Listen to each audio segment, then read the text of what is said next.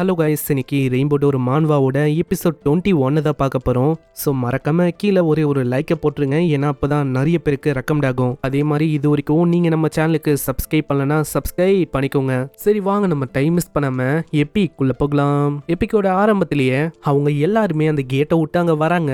அங்கே ஆல்ரெடி ஒரு 2 பேர் இருக்காங்க. அது வேற யாரும் இல்லை, அந்த கோல்டு பேட்ச் ஹீரோவாக இருக்கிற அந்த ஊடோ அந்த பர்சன் தான். கங்க்ராலேஷன், 22 நிமிஷம் ஒரு நியூ ரெக்கார்டுப்பா. ஏன்னா இந்த மாதிரி ஒரு கேட்டை நீங்கள் கிளியர் பண்ணியாச்சு. அங்க இன்னொருத்தனும் இருக்கான், ப்ளூ கலர் மண்டையோட இருக்கனால. இவனோட பேரு ரியோஜி. இவன் ஒரு பெரிய ரேங்க்ல இருக்க ஒரு ஹீலரு. அங்க ஊடவும் எதுக்கு இங்க வந்திருக்கான் அந்த விஷயத்த சொல்ல ஆரம்பிக்கிறான். இங்க வந்து எவனோ ஒருத்தன் பயங்கரமா கிரைம் எல்லாம் பண்றான் அப்படின்னு தெரிய வந்திருக்கும். அதுக்காக தான் நான் டக்கு நீங்க ஓடி வந்தேன். அப்புறம் தான் அந்த டார்க் கேட்டோடைய ஆளை பார்த்தேன். இங்க பயங்கரமா நான் அடிச்சும் போட்டேன். உன்னை பத்தி நல்லா இன்வெஸ்டிகேஷன் பண்ணதுல எனக்கு என்ன தெரியுமா தெரிஞ்சது, இந்த ஆள் இருக்கான்ல, இவன் இதுக்கு முன்னாடி டைகாவோட சபார்டினேட்டா இருக்கான். அதனால இவன் கிட்ட இன்னமும் நிறைய விஷயத்த நம்ம கறக்கணும். அதே மாதிரி ரெஞ்சி, நீ வந்து எங்க ஓடுற, நீயும் வரணும். நான் ஷீகஷிமா உனக்காக அங்க வெயிட் பண்ண இருக்கேன். அங்க இதை பார்த்து நம்ம ஹீரோவால அங்க எதுவுமே பண்ண முடியல. அவனும் அங்க பார்த்து போயிட்டு வாங்கன்னு சொல்றான். போனக்கப்புறம் நம்ம ஹீரோவும் அங்க யோசிக்கிறான். ஆல்ரெடி நம்ம வேங்குஷம் மீட் பண்ணிருப்பால, அந்த டைம்ல நம்ம வேங்குஷ் வழியா ஒரு விஷயம் தெரிய வந்திருக்கும், எப்படி நம்ம சாயக்காவை நார்மலா மாத்ததுன்னு. ஆல்ரெடி அவன் 35 லெவலுக்கு போனனாலேயே அவனுக்கு சோலை எக்ஸ்சேஞ்ச் பண்றதுக்கான ஒரு ஸ்கில் கிடைச்சிருக்கும். அதாவது நம்ம சாய்க்காவோட உடம்புல சாய்க்காவோட சோல் இன்னமும் இருக்கு. என்ன, அவளோட சோல் அது வந்து டேமேஜ் ஆயிருக்கு. அதனால தான் அதை எக்ஸ்சேஞ்ச் இப்ப பண்ண முடியல. இதனால நம்ம ஹீரோ ரொம்ப சந்தோஷமாகறான். ஏன்னா இன்னமும் கொஞ்ச நேரம் தான், கொஞ்ச நாள்லயே எப்படியோ நல்ல சாய்க்காவை பார்க்க முடியும். அதனால ஆள் அப்படியே துள்ள ஆரம்பிக்கிறான். ஏன்னா அவனுக்கு அவ்வளவு சந்தோஷமா இருக்கு. இருக்கும் போதே வேங்குஷோட சபார்டினேட் கிட்டே அவன் மன்னிப்பு கேட்கிறான். ஏன்னா ஆல்ரெடி இந்த விஷயத்தெல்லாம் வேங்குஷோட சபார்டினேட் சொன்னான். ஆனா நம்ம சுபாரு தான் அங்க நம்பவே இல்லை. ஆனா இப்பவும் நம்ம சுபாருக்கு என்ன ஒரு விஷயம் புரியலனா, இப்போ வந்து நம்ம சாய்க்காவோட உடம்புல ஒரு சோல் வந்திருக்குல, அந்த சோல் அது வந்து எங்கல இருந்து வந்திருக்கும், அது யாரு அப்படின்னு ஆளு யோசிக்கிறான். அந்த கேட்டை கிளியர் பண்ணதுக்கு நம்ம சுபாருக்கு அங்க ரிவார்ட் எல்லாம் கிடைச்சிருக்கும். இது ஒரு இயரிங் தான். ஒன்னு தண்டர் லார்டோட இயரிங், ஒன்னு அந்த ப்ளூ கலர் லார்டு அவரோட இயரிங். ஆனா என்னதான் இந்த ரிவார்டு கிடைச்சிருந்தாலும் அவன் வந்து இதை வச்சுக்கல, அப்படியே நம்ம சாய்க்காக்கு தரான். சாய்க்காக்கா இதனால அவ்வளவு சந்தோஷமா இருக்கு. நான் லாஸ்ட் பேட்டில் நம்ம சுபாரு நல்லாவே நோட் பண்ணிருப்பான். நம்ம சாய்க்காவால அவளுக்கும் அவங்க சரியா சண்டை போட முடியல. அதே மாதிரி நம்ம சுபாரு ஆளு ரொம்ப கஷ்டப்பட்டான் ப்ரொடெக்ட் பண்றதுக்கு. அதனால சாய்க்காக்கு இது வந்து கண்டிப்பா தேவைப்படும். அங்க இதனால சாய்க்கா அதை அக்செப்ட் பண்ணிக்கிறா. அங்க சாய்க்காவை போட்டு பார்க்க சொல்ல அவளும் அதை போடுறா. அது ரொம்ப அழகா இருக்குன்னு சொல்ல அங்க சாய்க்கா வெக்கத்துல பறந்து போறா. அங்க இதை பார்த்து நம்ம ஆளு ரொம்ப ஷாக் ஆகுறான். என்ன இது, சாய்க்கா இப்படி பறந்து போயினே இருக்கான்னு. பூனையும் எதுக்குன்னே தெரியாம நம்ம ஹீரோவை அடிச்சுட்டு போகுது. அந்த பூனையாலே தாங்க முடியல. ஏன்னா அந்த மாதிரி விஷயங்கள் எல்லாம் இவங்க பண்ண இருக்காங்க. இதுக்கப்புறம் நம்ம டைகா இருக்கான்ல, அவன் அண்டர் வேர்ல்டுல இருந்து ஃபர்ஸ்ட் இந்த உலகத்துக்கு வந்தக்கப்புறம் ஃபர்ஸ்ட் விஷயமா அவன் வீட்டுக்கு போனான். வீட்டுக்கு போனவனே ஃபர்ஸ்ட் விஷயமா பண்ணது அவனோட அப்பாவை அவன் கொன்னான். ரெண்டாவதா அவங்க அம்மாவை மீட் பண்ணா. அவங்க அம்மாவால இப்பவும் அங்க கண்டுபிடிக்க முடியுது, இது வந்து டைகர் தானே. அட, நான் சுத்தமா எதிர்பார்க்கல தெரியுமா, என்ன வந்து இவ்வளவு சீக்கிரமா நீங்க கண்டுபிடிப்பீங்கன்னு. டைகா, நான் உன்னோட அம்மா. அப்படி இருக்கும் போது என்னால இதை கூட கண்டுபிடிக்க முடியாதா என்ன? ஏதோ ஒண்ணு, இந்த நெக்லஸ் உன்னால வாங்கி தர முடியுமா? அங்க என்னதான் இருந்தாலும் இப்பவும் அங்க பணம் பணம் அப்படின்னு தான் அலையறாங்க. அதனால டைகாவோட உடம்புல இருந்து ஒரு வித்தியாசமான ஸ்மோக் அது வந்து அங்க எமர்ஜ் ஆகுது.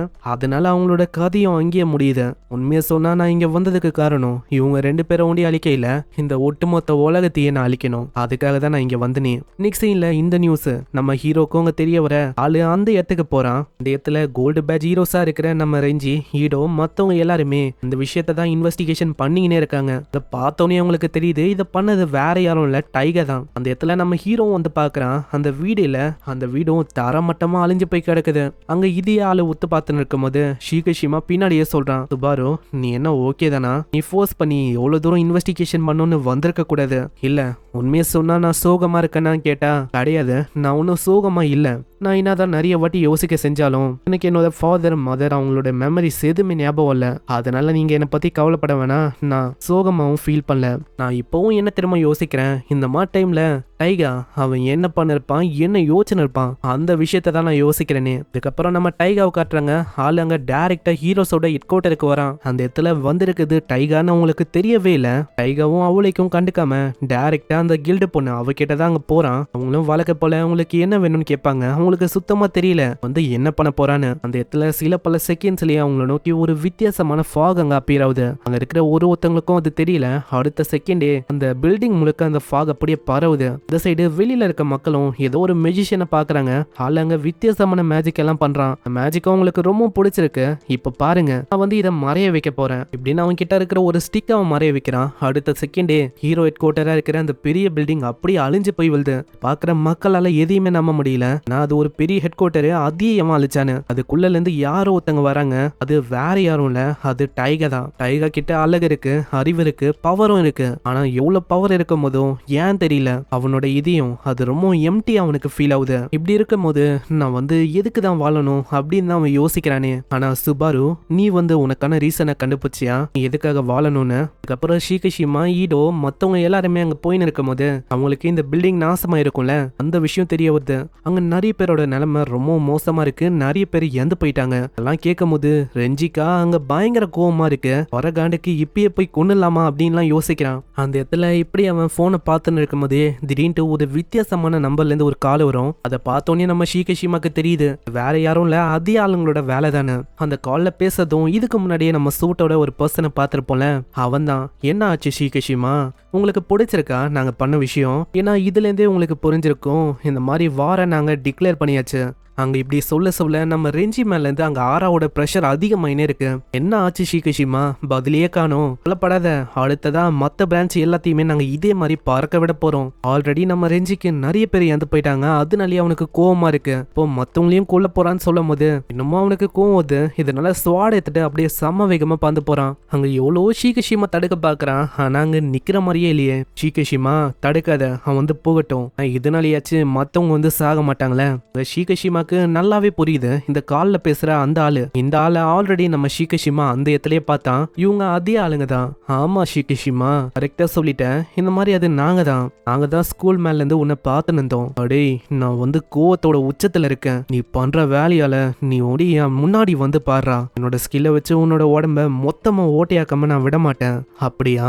நான் தயாரா இருக்கேன், பார்க்கலாம் உன்னால என்ன பண்ண முடியுதுன்னு. இன்னமும் ஹீரோஸுக்கான ஒரு 6 ஹெட் குவார்டர்ஸ் இருக்கு. அங்கதான் அவங்க போவாங்களோ? இல்ல, நான் ஆல்ரெடி கெஸ் பண்ணிட்டேன். உங்களோட நெக்ஸ்ட் டார்கெட் அது என்னன்னா இந்த வானத்துல இருக்க அந்த கிளாக் அதை அவங்க 0 ஆக்கணும் அப்படின்னு பாக்குறாங்க. அதுக்கு ஒரு சிம்பிளான வழி இருக்கு. இவங்க வேணும்னே 5 ஸ்டார் 3 ஸ்டார் இந்த மாதிரி கேட்டுக்குள்ள போய் ஒண்ணுமே பண்ணாம தோத்து போயிட்டாலே போதும். அதனால மிஷின் வந்து ஃபெயில் ஆயிடும். ஃபெயில் ஆகுற மூலமா அந்த ஸ்கைல இருக்க கிளாக் அதோட டைமிங்கும் இன்னமும் குறைய ஆரம்பிக்கும். கிராஜுவலா அதை 0க்கு கொண்டு வரணும்னு பாக்குறாங்க. அதனால நம்ம தான் ஏதாச்சும் சீக்கிரமா பண்ணணும். ஏன்னா இன்னமும் ஒரு 870 டேஸோ ஏதோ தான் இருக்கு. அதுக்குள்ள நம்ம தான் அவங்கள தேடி கண்டுபிடிக்கணும். அதனால மத்தவங்களுக்கும் அவங்க கான்டாக்ட் பண்ணி இந்த மாதிரி வித்தியாசமான ஆளுங்களை பார்த்தா எனக்கு இன்ஃபார்ம் பண்ணுங்க அப்படின்னு அந்த விஷயத்த அவங்க சொல்றாங்க. அதே மாதிரி அங்க இன்வெஸ்டிகேஷனும் பலமா போயின்னு இருக்கு. இந்த சைடு டீமன் டோர்ல நம்ம ஆல்ரெடி ஒரு பொண்ணை பார்த்தோம்ல, அந்த பொண்ணை காட்டுறாங்க. இந்த பொண்ணோட பேரு ஹிமினோ. அவங்க உண்மையிலேயே பைத்தியம் நினைக்கிறேன். எதுக்காக டிக்ளரேஷன் ஆஃப் வார் அவங்க கொடுக்கணும்? ஏன்னா அப்படி பண்ற மூலமா அவங்களுக்கு தெரிஞ்சு போயிடுச்சு நம்ம வார பண்ண போறோம்னு. அதை நம்ம சொல்லாம தாக்கிந்தா அது வந்து இன்னமும் நல்லா இருந்திருக்கும். இப்படி நம்ம சொல்லி இதை இன்னமும் போரிங் ஆக்கிட்டோம். இதுக்கு இன்னொருத்தனும் சொல்றான், நீ கவலைப்படாத, அவங்க எவ்வளவு விஷயத்த பண்றாங்கன்னா கண்டிப்பா ஏதாச்சும் ஒரு பிளான் இருக்கும். அதனால நம்ம பண்ண வேண்டிய வேலையை பண்ணலாம். அந்த கோல்டு பேட்ச் ஹீரோஸ் அவங்க எல்லாரையுமே கொன்னாலே போதும், அவங்கள தப்பிக்க விடக்கூடாது. இதே மாதிரி அங்க ஒரு 3 பேரு டைரக்டா நம்ம சுபாருவை நோக்கி வராங்க. ஃபைனலா நம்ம தேடி வந்த சுபாருவை கண்டுபிடிச்சாச்சு. இந்த 3 பேருக்கு என்னன்னா, இந்த 3 பேருமே ரெஞ்சி கூட சண்டை பண்ணும் அப்படின்னு தான் வந்தாங்க. ஆனா ரெஞ்சியை கொல்றதுக்கு முன்னாடி இவனை நம்ம ஃபர்ஸ்ட் கொன்னாகணும். அதுதான் நம்மளுக்கான மிஷின். கேக்குற நம்ம சுபாருவும் சொல்றான், தேவையில்லாம டைம் வேஸ்ட் பண்ணாதீங்க, 3 பேருமே அட் டைம்ல என் மேல தாக்குங்க. இதை கேட்கிற அந்த ஆளுங்களுக்கு ரொம்ப கடுப்பாகுது. ஆமா, இவனுக்கு அவ்வளவு தைரியமா? நம்மளையே அவன் கேவலமா பாக்குறான். உண்மையை சொன்னா எனக்கும் உங்களை தாக்கணும் அப்படின்னு இல்ல, இருந்தாலும் எனக்கு வேற வழி இல்ல. நான் வந்து உங்களை மொத்தமா முடிக்கணும்னு நினைக்கிறேன். ஏன்னா அப்பதான் எனக்கு டைகர் எங்க இருக்கான் அந்த விஷயம் வந்து தெரிய வரும். இப்படினால தாக்க போறான். எங்கேயும் இந்த எபிசோட முடியுது. பார்க்கலாம் நம்ம ஹீரோ வந்து டைகரை கண்டுபிடிக்கிறானு. அதே மாதிரி கிளாக்க வர இவங்க 0 ஆக்கலான்னு பாக்குறாங்க. என்ன ஆக போதோ எல்லாமே நம்ம நெக்ஸ்ட் எபிசோட்ல பார்க்கலாம். மறக்காம கீழே ஒரே ஒரு லைக்கை போட்டுருங்க. ஏன்னா அது மூலமா இன்னமும் நிறைய பேருக்கு ரெக்கமெண்ட் ஆகும். இது வரைக்கும் நம்ம சேனலுக்கு சப்ஸ்கிரைப் பண்ணலையா? சப்ஸ்கிரைப் பண்ணிக்கோங்க. நான் உங்களை அடுத்த எபிசோட்ல சந்திக்கிறேன். தேங்க்யூ ஃபார் வாட்சிங். சாய்னரா.